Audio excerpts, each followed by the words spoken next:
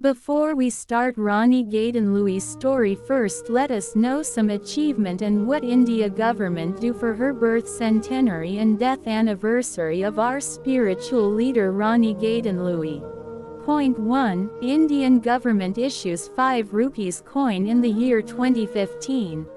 Point 2. Ship launched in Assam Brahmaputra River in her name in the year the 19th of October 2016. Rani Gaidinliu commissioned into Coast Guard. Point 3. Statue of Rani Gaidinliu unveiled in Philental Lakapur, Manipur. Point 4. 107 birth anniversary statue in Assam Haflong. Point 5. Statue in Guwahati, Assam in Amrit Udyan Park. Not only that, every year celebrating her death anniversary on the 17th of February, in Delhi, Assam, Manipur, etc. Gaidinliu Pamay, popularly known as Rani Gaidinliu and also known as Daughter of Hills, was a Naga spiritual and political leader who led a revolt against British rule in India. At the age of 13, she joined the Hereka religious movement of her cousin Hypo Jadonang. The movement later turned into a political movement seeking to drive out the British from Manipur and the surrounding Naga areas. Within the Hereka faith, she came to be considered an incarnation of the goddess Gaidinliu. Gaidinliu was arrested in 1932 at the age of 16, and was sentenced to life imprisonment by the British rulers. Jawaharlal Nehru met her at Shillong jail in 1937, and promised to pursue her release. Nehru gave her the title of Rani, Queen, and she gained local popularity as Rani Gaidinliu. Rani Gaidinliu on a 1996 stamp of India, and she was born on the 26th of January 1915 Nungkau village, Manipur. She was released in 1947 after India's independence, and continued to work for the upliftment of her people. An advocate of the ancestral Naga religious practices, she staunchly resisted the conversion of Nagas to Christianity. She was honored as a freedom fighter and was awarded a Padma Bhushan by the Government of India. In 1927, when she was just 13, Gaidinliu joined the Hereka movement of her cousin Hypo Jadonang, who had emerged as a prominent local leader. Jadonang's movement was a revival of a tribal religion. It attracted a number of followers from the Zeliangrong tribes. Seem, Leongmay and Rongmay. Jadonang was convicted and hanged by the British for killing few Manipur merchants. Persuaded by Jadonang ideology and principles, Gaidinliu became his disciple and a part of the movement against the British. In 3 years, by the age of 16, she was also accused of creating communal unrest against Kukis, and the British wanted to arrest her. So she was mobilizing people against the British and their rule, finally arrested by the British for her calamity against the Kukis. After Jadonang was arrested and hanged by the British in 1931, Gaidinliu emerged as his spiritual and political heir. She openly rebelled against the British rule, exhorting the Zeliangrong people not to pay taxes. She received donations from the local Nagas, many of whom also joined her as volunteers. The British authorities launched a manhunt for her. She evaded arrest by the police, moving across villages in what are now Assam, Nagaland and Manipur. The governor of Assam dispatched the 3rd and 4th battalions of the Assam Rifles against her, under the supervision of the Naga Hills Deputy Commissioner J.P. Mills. Monetary rewards were declared for information leading to her arrest. This included a declaration that any village providing information on her whereabouts will get a 10-year tax break. Her forces engaged the Assam Rifles in armed conflicts in the North Kachar Hills the 16th of February 1932 and the Hangram village the 18th of March 1932. In October 1932, Gaidinliu moved to the Pulomi village, where her followers started building a wooden fortress. While the fortress was under construction, an Assam Rifles contingent headed by Captain MacDonald launched a surprise attack on the village on the 17th of October 1932. Gaidinliu, along with her followers, was arrested without any resistance near the Kanoma village. Gaidinliu denied that she had any role in the attack on the Hangram post of the Assam Rifles or the construction of the fort. In December 1932, her followers from the Leng and the Bopungwemi villages murdered the Kuki Chokidar watchman of the Lakema inspection bungalow in the Naga Hills, suspecting him to be the informer who led to her arrest. Gaidinliu was taken to Imphal, where she was convicted on the charges of murder and abetment of murder after a 10-month trial. She was sentenced to life imprisonment by the Political Agents Court for abetment of murder. Most of her associates were either executed or jailed. She established tribal organization like Kabni Samiti in 1934. From 1933 to 1947 she served time at the Guwahati, Shillong, Aizawl and Tura jails.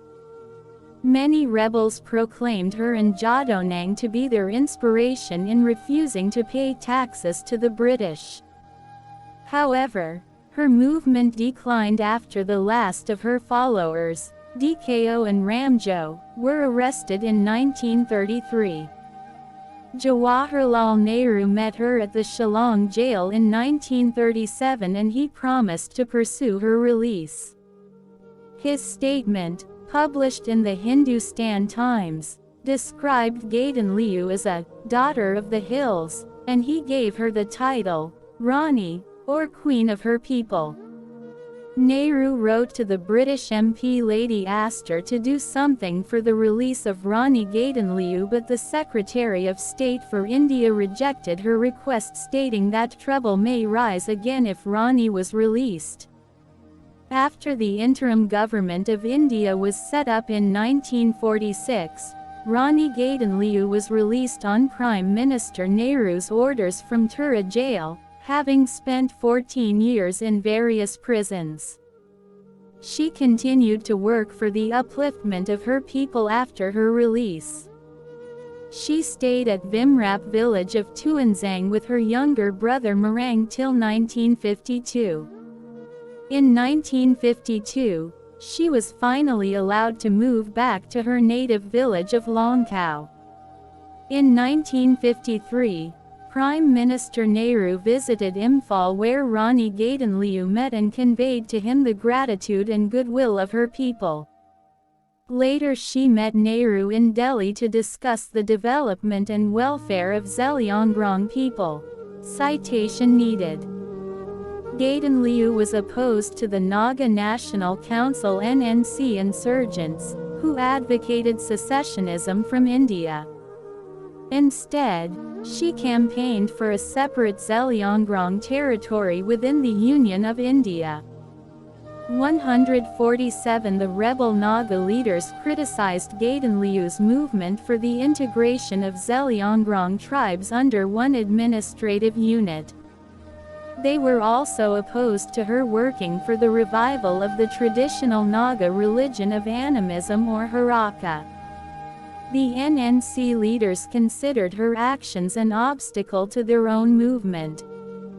The Baptist leaders deemed the Hereka revival movement anti-Christian, and she was warned of serious consequences if she were not to change her stand.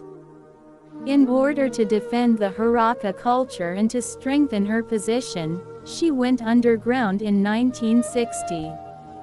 In 1966, after 6 years of hard underground life in old age, under an agreement with the Government of India, Rani Gaidinliu came out from her jungle hideout to work for the betterment of her people through peaceful, democratic and non-violent means. She went to Kohima on the 20th of January 1966, and met the Prime Minister Lal Bahadur Shastri in Delhi on the 21st of February 1966, demanding the creation of a separate Zeliangrong administrative unit.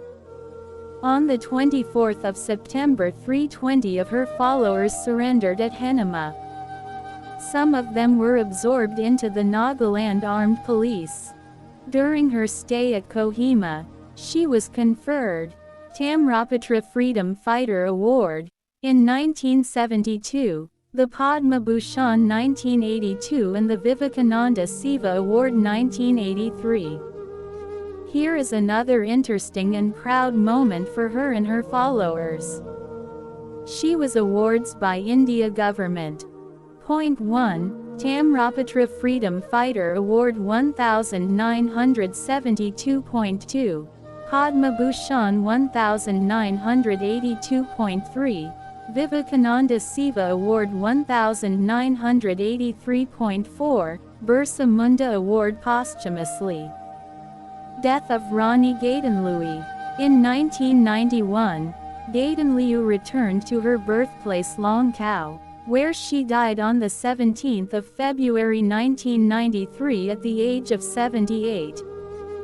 The governor of Manipur, Chintamani Panigrahi, the Home Secretary of Nagaland, officials from Manipur and many people from all parts of the northeastern region attended her funeral at her native village.